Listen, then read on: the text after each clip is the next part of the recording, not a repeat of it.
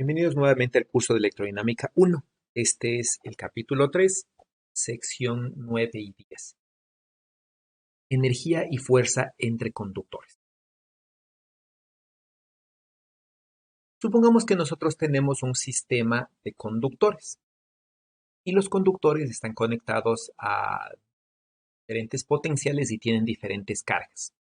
Entonces, la energía de este sistema vendría dada por esta ecuación, en la cual tenemos, ¿no?, que este de aquí va a ser el potencial total, ¿sí? Y este va a ser la densidad de carga a la cual está sometido, la densidad de carga de los cuerpos, más bien, ¿sí? Entonces, si los conductores son superficies equipotenciales, quiere decir, ¿no es cierto?, que cada uno de estos cuerpos va a estar sujetos al mismo potencial, es decir, todas las cargas que se encuentran en este cuerpo van a estar sujetas al mismo potencial. Sí, de manera que esta ecuación se puede escribir así, ¿no? Donde aquí tenemos simplemente que la energía de este sistema de conductores va a ser un medio de la carga del conductor iésimo multiplicado por el potencial total al cual está sujeto el conductor iésimo. Ahora, si reemplazamos el hecho de que el potencial de un cuerpo, ¿sí?, se pueda reemplazar, ¿no es cierto?, por, más dicho, si la carga del cuerpo se pueda escribir como función de la matriz de capacitancia y el voltaje de los otros cuerpos, se podría decir que la energía de un sistema de conductores va a ser y va a ser la multiplicación de estos tres, ¿no?, donde está involucrado el potencial iésimo, el potencial jésimo y el término de capacitancia mutua entre los conductores iésimo y jésimo. Si nosotros, en cambio, por decirles, reemplazamos o despejamos de aquí el voltaje iésimo o jésimo, podríamos tener una ecuación o un sistema de ecuaciones invertido, en donde simplemente el potencial depende de la carga. Y esta cantidad vendría a ser la matriz inversa de la matriz de capacitancia, que no es nada más que la matriz de elastancia, ¿sí? Y los términos P y J, ¿no es cierto?, son los términos de elastancia mutua, o si no, elastancia sobre sí mismo, autoenlastancia. Ahora, si reemplazamos en esta ecuación y decimos, ¿no es cierto?, la energía del cuerpo viene dado por esta cantidad, en este caso podríamos decir que la energía del cuerpo viene dado, ¿no es cierto?, por la carga del cuerpo iésimo, la carga del cuerpo jésimo y la matriz de elastancia mutua. Estas dos ecuaciones van a ser importantes porque, por ejemplo, ¿qué tal si suponemos que estos cuerpos, ¿sí?, cambian ligeramente su posición relativa, pero se mantienen en un potencial constante? Entonces ahí, por ejemplo, la variación de la energía se podría escribir así, ¿no es cierto?, tomando en cuenta que el potencial es constante y el que va a variar son los términos de la matriz de capacitancia. Porque si en el caso descrito, ¿no?, utilizamos esta ecuación, no solamente van a cambiar la carga, sino también va a cambiar los términos de la elastancia, ¿sí? Por otro lado, por ejemplo, ¿qué tal si movemos estos cuerpos, ¿sí?, de forma que la energía del sistema de conductores varía, pero suponiendo que la carga es constante, es decir, los cuerpos están aislados? Sí, ahí podría ser conveniente utilizar esta cantidad, ¿no?, ya que la carga es constante, entonces la variación de la energía simplemente va a estar representada como la variación de los términos de la elastancia mutua.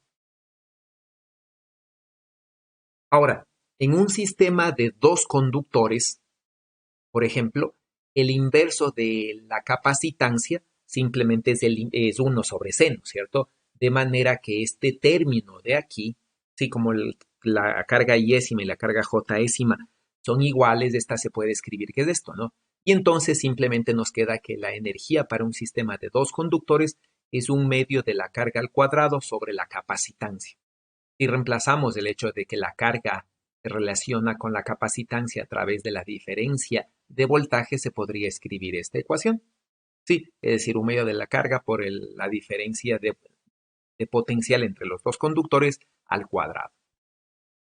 Ahora, como la energía de este sistema es conservativo porque utiliza nada más cargas y fuerzas electrostáticas, la fuerza entre conductores simplemente se puede calcular a partir de la energía potencial.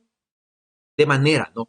Si suponemos, por ejemplo, que las cargas de los conductores son constantes, nosotros podríamos calcular la variación de la energía potencial, ¿sí? Como función de la variación de la posición, en la cual si la carga es constante, obviamente involucra la variación de la energía potencial con respecto de la posición a partir de la variación de los términos de la estancia con respecto de la posición. De manera, ¿no?, que la fuerza se puede escribir como menos el gradiente de la energía potencial, y esto va a ser simplemente esta cantidad. ¿Sí? Todo esto nos diría, ¿no?, que la fuerza en un sistema de cargas que es básicamente un sistema que está interaccionando por fuerzas conservativas, depende nada más de la variación de los términos de la elastancia. Ahora, por otro lado, ¿no?, si los conductores, en vez de tener carga constante, están conectados a un potencial, a una fuente, digamos, de manera que el potencial es constante, nosotros podríamos representar la energía mediante esta cantidad, donde el potencial es constante y la matriz de capacitancia depende de la posición de los cuerpos. De esta forma, ¿no?, si sacamos igual el diferencial de la energía potencial para calcular el gradiente, nosotros obtendríamos que la variación del potencial, sí, me va a dar un término, ¿no es cierto? Unos términos. Pero como aquí estos están conectadas a fuentes, el trabajo, digamos, ya no va a ser nada más de la variación de la capacitancia. Es decir, ¿no es cierto?, va a haber una fuerza externa que trate de mover a los cuerpos y esa es la que da trabajo, sí, da energía al sistema o quita energía al sistema. Pero además de eso, ¿no?, como los conductores están conectados a fuentes, las fuentes también pueden realizar trabajo. Si se hace en cuenta, ¿no?, la variación del potencial considerando el trabajo hecho por las fuentes, se obtiene esta cantidad. Sí, y esta cantidad aquí tiene un signo positivo, el cual, ¿no es cierto?, resulta de incluir justamente el trabajo hecho por las fuentes a través de mantener este potencial constante. Es decir, las fuentes entregan energía para mantener el potencial de los conductores constante y por lo tanto esta energía modifica la fuerza, ¿no? Y matemáticamente aparece esto como un signo más.